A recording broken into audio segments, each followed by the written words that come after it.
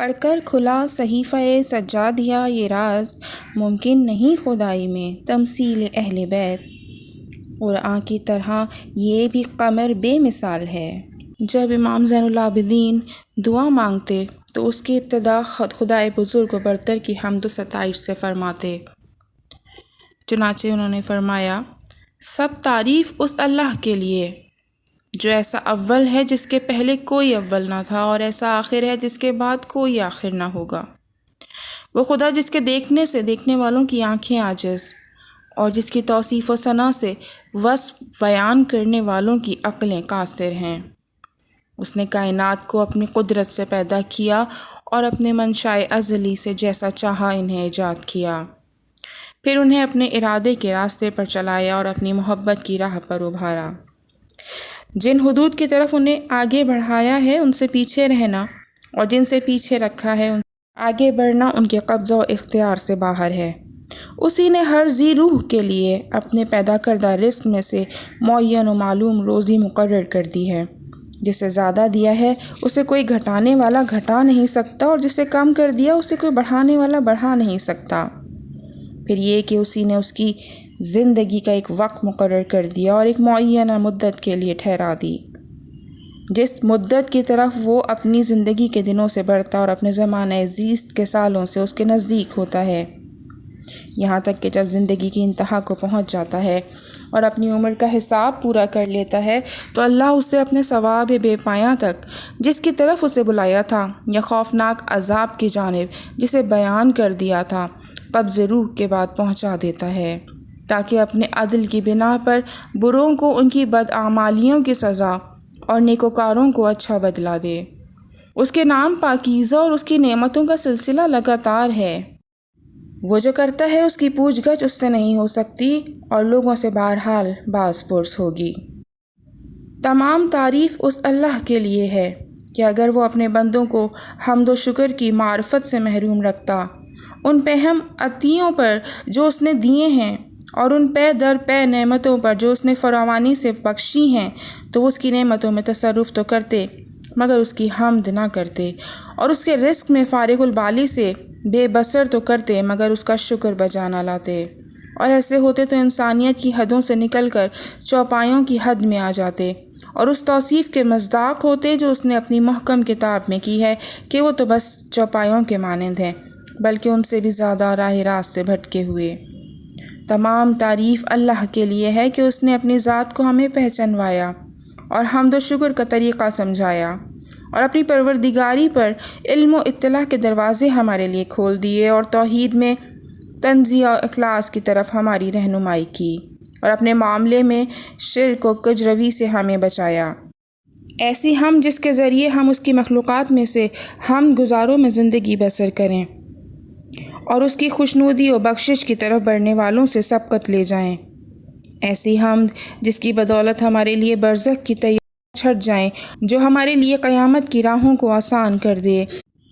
اور حشر کے مجمع عام میں ہماری قدر و منزلت کو بلند کر دے، جس دن ہر ایک کو اس کے کیے کا بدلہ دیا جائے گا اور پر کسی طرح کا ظلم نہ ہوگا، جس دن کوئی دوست کسی دوست کے کچھ کام نہ آئے گا اور نہ ان کی مدد کی جائے گی۔ ایسی حمد جو ایک لکھی ہوئی کتاب میں ہے، جس کی مقرب فرشتے نگہداشت کرتے ہیں، ہماری طرف سے بہشت برین کے بلند ترین درجات تک بلند ہو۔ ایسی حمد جس سے ہماری آنکھوں میں ٹھنڈک آئے، جبکہ تمام آنکھیں حیرت و دہشت سے پھٹی کی پھٹی رہ جائیں گی، اور ہمارے چہرے روشن و درخشاں ہوں گے جبکہ تمام چہرے سیاہ ہوں گے۔ ایسی ہم جس کے ذریعے ہم اللہ کی بھڑکائی ہوئی اذیت دہ آگ سے آزادی پا کر اس کے جوار رحمت میں آ جائیں۔ ایسی ہم جس کے ذریعے ہم اس کے مقرب فرشتوں کے ساتھ شانہ بشانہ بڑھتے ہوئے ٹکرائیں، اور منزل جاوید و مقام عزت و رفعت میں جس سے تغیر و زوال نہیں، اس کے فرستادہ پیغمبروں کے ساتھ یکجاں ہوں۔ تمام تعریف اس اللہ کے لیے ہے جس نے خلقت و آفرینش کی تمام خوبیاں ہمارے لیے منتخب کیں، اور پاک و پاکیزہ رزق کا سلسلہ ہمارے لیے جاری کیا، اور ہمیں غلبہ و تسلط دے کر تمام مخلوقات پر برتری عطا کی۔ چنانچہ تمام کائنات اس کی قدرت سے ہمارے زیر فرمان اور اس کی قوت و سربلندی کی بدولت ہماری اطاعت پر آمادہ ہے۔ تمام تعریف اس اللہ کے لیے ہے جس نے اپنے سوا طلب و حاجت کا ہر دروازہ ہمارے لیے بند کر دیا، تو ہم اس حاجت و احتیاج کے ہوتے ہوئے کیسے اس کی ہم سے عہدہ برہا ہو سکتے ہیں اور کب اس کا شکر ادا کر سکتے ہیں؟ نہیں، کسی وقت بھی اس کا شکر ادا نہیں ہو سکتا۔ تمام تعریف اس اللہ کے لیے ہے جس نے ہمارے جسموں میں پھیلنے والے اعصاب اور سمٹنے والے عضلات ترتیب دیے اور زندگی کی آسائشوں سے بہرہ مند کیا، اور کار و کسب کے اعضاء ہمارے اندر ودیت فرمائے اور پاک و پاکیزہ روزی سے ہماری پرورش کی، اور اپنے فضل و کرم کے ذریعے ہمیں بے نیاز کر دیا، اور اپنے لطف و احسان سے ہمیں نعمتوں کا سرمایہ بخشا۔ پھر اس نے اپنے اوامر کی پیروی کا حکم دیا تاکہ فرما برداری میں ہم کو آزمائے، اور نواہی کے ارتکاب سے منع کیا تاکہ ہمارے شکر کو جانچے۔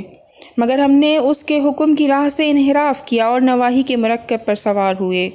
پھر بھی اس نے عذاب میں جلدی نہیں کی اور سزا دینے میں تعجیل سے کام نہیں لیا، بلکہ اپنے کرم و رحمت سے ہمارے ساتھ نرمی کا برتاؤ کیا اور علم و رفعت سے ہمارے باز آ جانے کا منتظر رہا۔ تمام تعریف اس اللہ کے لیے ہے جس نے ہمیں توبہ کی راہ بتائی کہ جسے ہم نے صرف اس کے فضل و کرم کی بدولت حاصل کیا ہے، تو اگر ہم اس کی بخششوں میں سے اس توبہ کے سوا اور کوئی نعمت شمار میں نہ لائیں تو یہی توبہ ہمارے حق میں اس کا عمدہ انعام، بڑا احسان اور عظیم فضل ہے، اس لیے کہ ہم سے پہلے لوگوں کے لیے توبہ کے بارے میں اس کا یہ رویہ نہ تھا۔ اس نے تو جس چیز کے برداشت کرنے کی ہمیں طاقت نہیں ہے وہ ہم سے ہٹا لی، اور ہماری طاقت سے بڑھ کر ہم پر ذمہ داری عائد نہیں کی، اور صرف سہل و آسان چیزوں کی ہمیں تکلیف دی ہے، اور ہم میں سے کسی ایک یہ حیل و حجت کی گنجائش نہیں رہنے دی۔ لہٰذا وہی تباہ ہونے والا ہے جو اس کی منشا کے خلاف اپنی تباہی کا سامان کرے، اور وہی خوش نصیب ہے جو اس کی طرف توجہ اور رغبت کرے۔ اللہ کے لیے حمد و ستائش ہے، ہر وہ حمد جو اس کے مقرب فرشتے، بزرگ ترین مخلوقات اور پسندیدہ حمد کرنے والے بجا لاتے ہیں، ایسی ستائش جو دوسری ستائشوں سے بڑی چڑھی ہوئی ہو، جس طرح ہمارا پروردگار تمام مخلوقات سے بڑا ہوا ہے۔ پھر اسی کے لیے حمد و ثنا ہے، اس کی ہر نعمت کے بدلے جو اس نے ہمیں اور تمام گزشتہ اور باقی ماندہ بندوں کو بخشی ہے، اور تمام چیزوں کے شمار کے برابر جن پر اس کا علم حاوی ہے، اور ہر نعمت کے مقابلے میں دگنی چگنی جو قیامت کے دن تک دائمی و ابدی ہو، ایسی ہم جس کا کوئی آخری کنار اور جس کی گنتی کا کوئی شمار نہ ہو، جو اس کی اطاعت و بخشش کا وسیلہ، اس کی رضامندی کا سبب، اس کی مغفرت کا ذریعہ، جنت کا راستہ، اس کے عذاب سے پناہ، اس کے غضب سے امان، اس کی اطاعت میں معین اور اس کی معصیت سے مانے، اور اس کے حقوق و واجبات کی ادائیگی میں مددگار ہو، ایسی حمد جس کے ذریعے ہم اس کے خوش نصیب دوستوں میں شامل ہو کر خوش نصیب قرار پائیں اور ان شہیدوں کے زمرے میں شمار ہوں جو اس کے دشمنوں کی تلواروں سے شہید ہوئے۔ بے شک وہی مالک و مختار اور قابل ستائش ہے۔